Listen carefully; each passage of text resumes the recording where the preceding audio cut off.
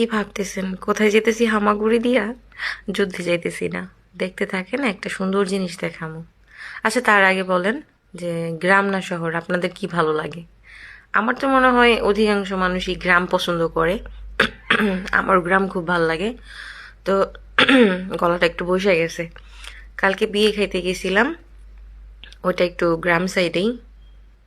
তো দেখেন কত সুন্দর লাউ গাছ। তো এইখানে মানে ভেতরে ঢুকতে বসে বসে ঢুকতে হইতেছিল, আবার খালি পায়ে। ভালোও লাগতেছিল, আবার একটু খারাপও লাগতেছিল, কষ্ট হইতেছিল, পায়ে লাগতেছিল কাঁটাগুলা।